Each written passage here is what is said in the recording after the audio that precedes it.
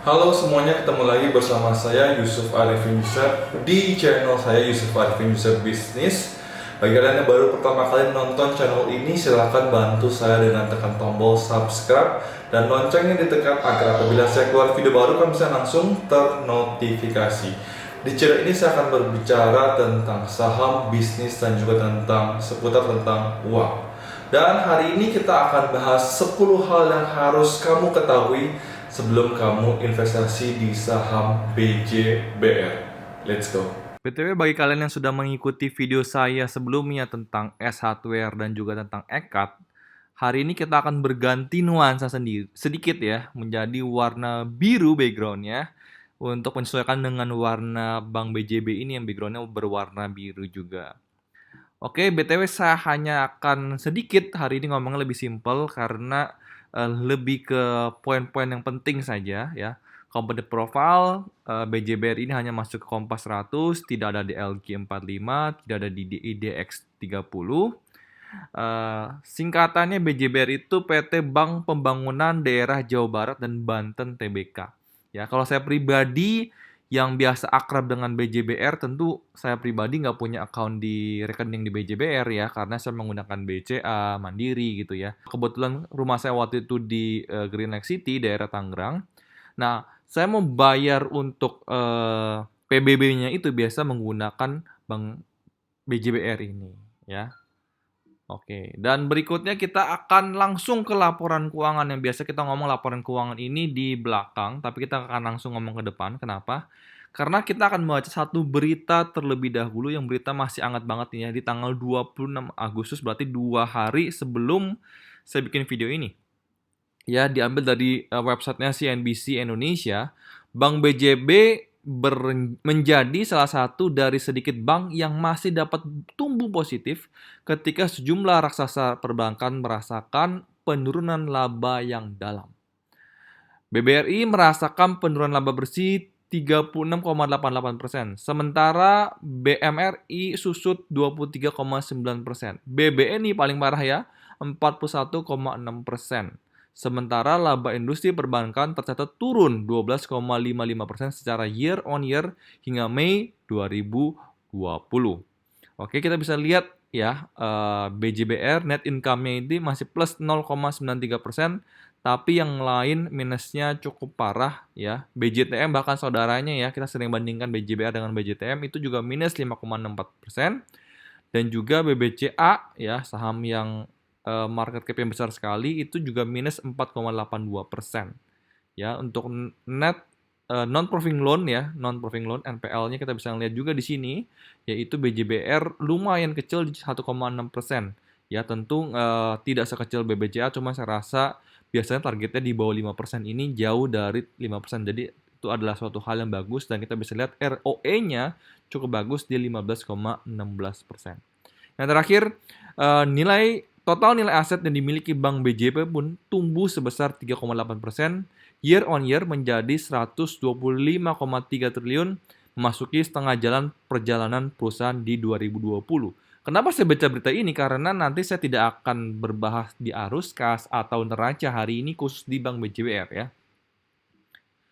Berikutnya ini adalah revenue 5 tahun terakhir terus naik dari 2015 sampai 2019 dari 10,1 triliun naik ke 12,1 triliun. Memang naiknya tidak terlalu pesat, cuman ada kenaikan yang menurut saya adalah suatu hal yang positif.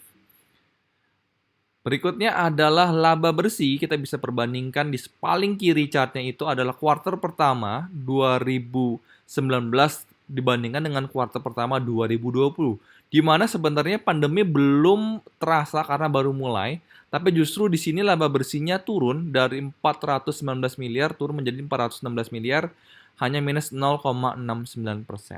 Sedangkan di kuartal kedua di saat pandemi justru bermasalah ya mulai ada, itu malah laba bersihnya naik dari 380 miliar menjadi 391 miliar. Ya, tentunya semester 1 yaitu gabungan antara kuartal pertama dan kuartal kedua 2019 itu di 800 miliar naik menjadi 807,5 miliar di semester pertama di 2020, naik 0,93%. Dan saat pandemi seperti menurut saya masih bisa naik, itu adalah sebuah hal yang positif.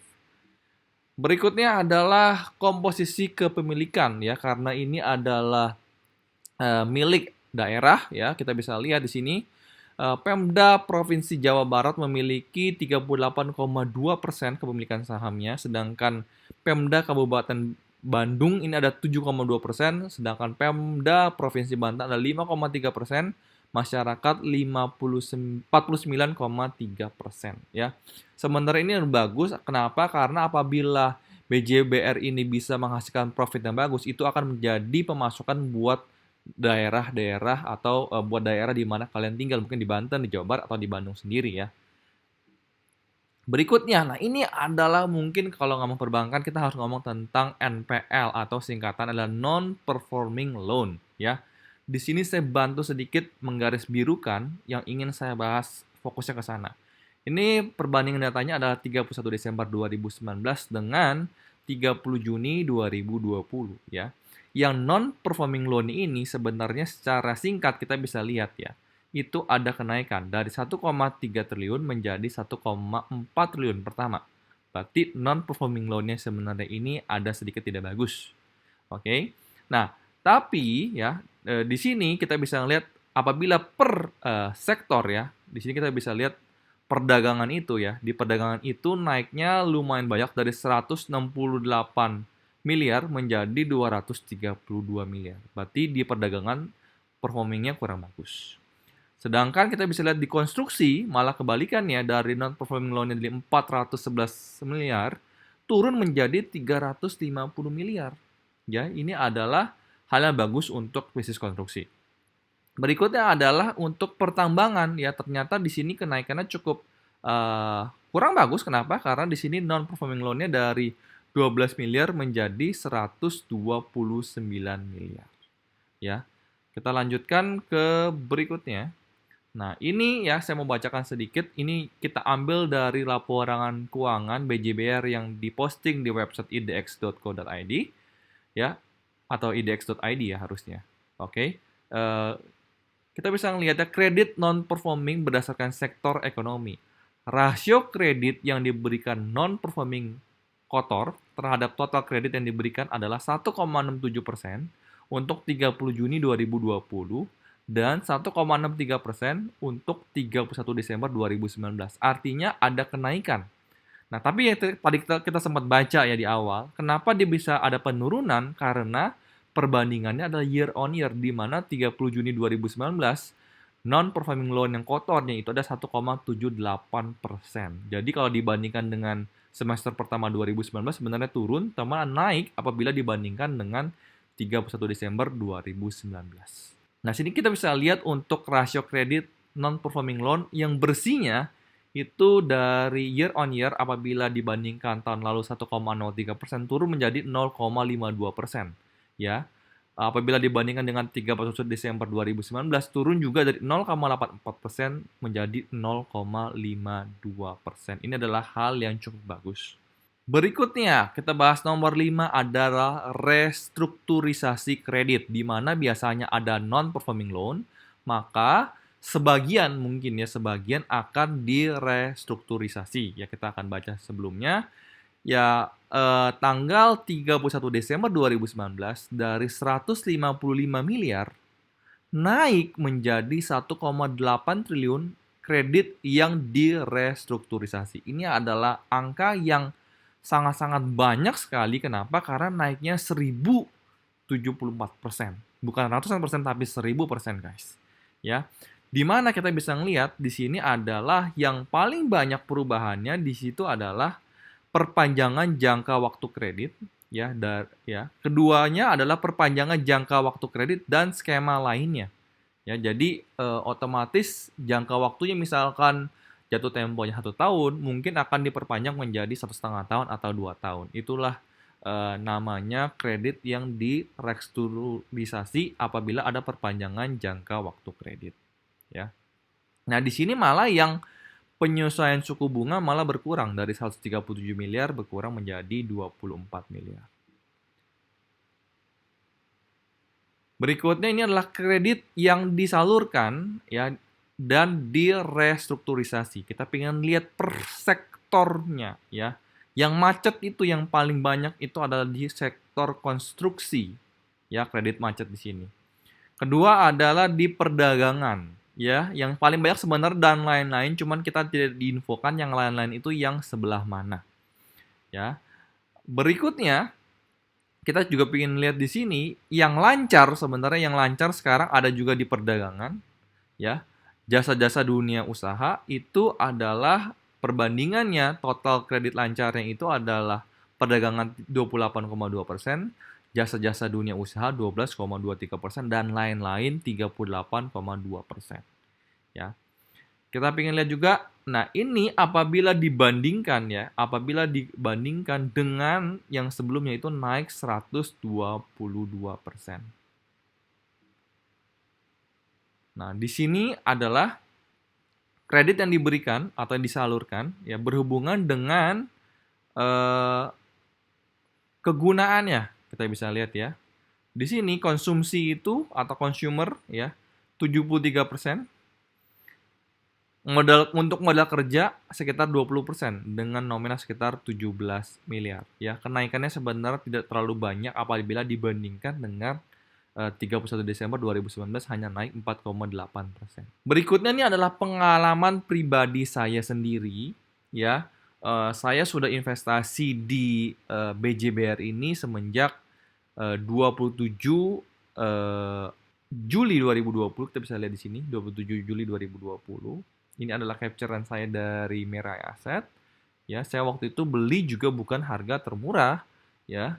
Saya beli di harga 960 dan tanggal 30 Juli saya beli tambah lagi. Waktu itu karena turun dari 960 turun ke 950 saya tambah lagi. Lalu saya tambah lagi juga di 935.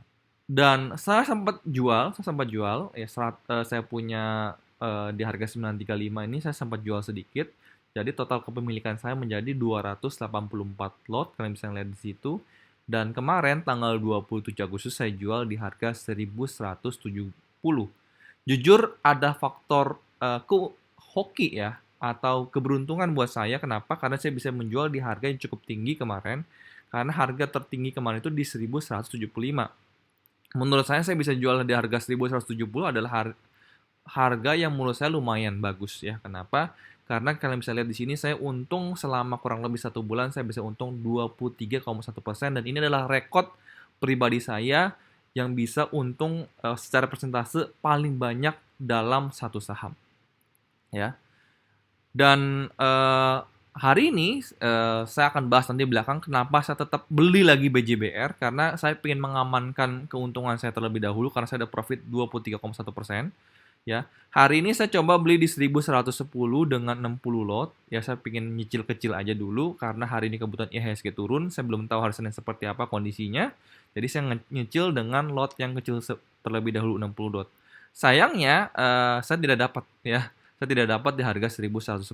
Jadi saya tunggu hari Senin lagi. Saya lihat apakah bisa beli lagi. Ya BTW, saya bukan dewa, saya hanya manusia biasa. Kenapa saya ngomong begitu? Karena kalian bisa lihat, saya beli di harga 935, 950, 960, average saya di 950,8.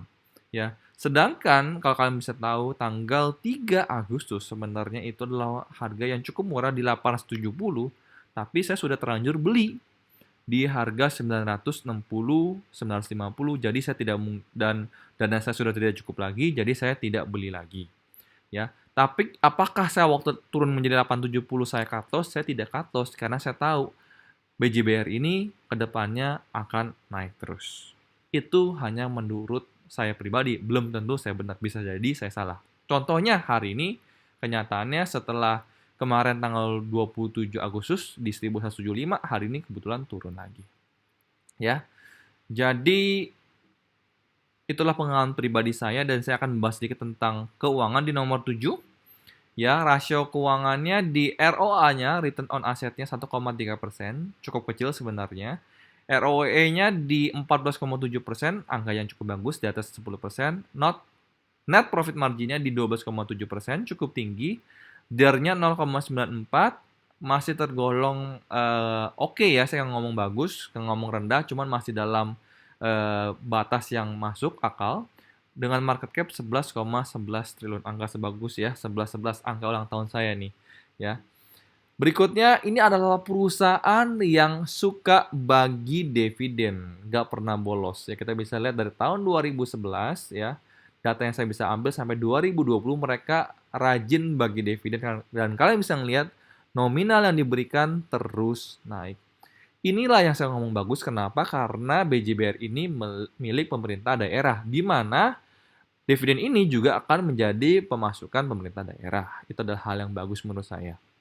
Dan kalian bisa lihat juga payout ratio di tahun 2020 ini di 59,4% dengan dividen yield 8,3%. BTW, last dividen EX date-nya itu di tanggal 27 April 2020. Jadi kalian yang belum kebagian dividen harus nunggu di tahun depan lagi ya, 2021 guys. Ya, nomor 9 saya akan bicara tentang valuasi. Inilah mengapa saya masih beli BJBR walaupun saya sudah menjual, tapi saya ingin beli lagi. Kenapa? Karena ini saya ngambil close date-nya tanggal 27 Agustus ya, di 1130. Ya. Apabila saya menggunakan earning per share trailing 12 month, yaitu dari kuartal ketiga 2019 sampai kuartal kedua 2020, itu ya target price-nya itu di 2079. Margin of safety-nya masih 84%, masih sangat-sangat tinggi. Ya. Dan saya prediksikan sekarang pandemi kemarin dia bisa naik. Apalagi setelah pandemi kuartal ketiga dan kuartal keempat 2020 harusnya dia masih bisa naik. Nah, saya mengforecastkan ya, mencoba menjadi dukun sebentar, saya mencoba mengkalikannya apabila tahun ini annual trailing 12 month-nya, yaitu proyeksi saya harganya bisa di margin of safety-nya bisa 90% ya. Target price-nya bisa di 2142. Jadi kita nggak usah ngomong muluk-muluk ya. Masih tinggi banget. Kita ngomong harga dari 1130 naik ke 1457 aja itu juga udah sangat-sangat tinggi sekali. Itu alasan kenapa saya masih beli BJBR walaupun harganya sebenarnya saya udah untung 23%. Ya, dan kita bisa lihat PER-nya sekarang di 6,88 kali dan PBV-nya di 1,04 kali. Totalnya apabila dikalikan hanya 7,15. Sedangkan apabila kalian menganut value investing di buku Benjamin Graham, apabila PER dikali PBV di bawah 22,5, ya itu adalah harga yang masih murah. Harganya berapa? 1968. Ya, jadi masih ada potensi ke harga 1968. Ya. Kita lanjut. Ya, ini adalah PE standar ya untuk saya ambil datanya adalah 3 tahun terakhir. Rata-rata itu PE-nya itu di 13,06.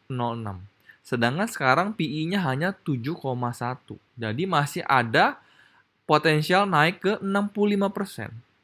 Ya, untuk PBV-nya, price to book value-nya sekarang di 1,04 ya. Dengan rata-rata PBV-nya 3 tahun terakhir adalah 1,65. Masih ada upside potensial naik 58%.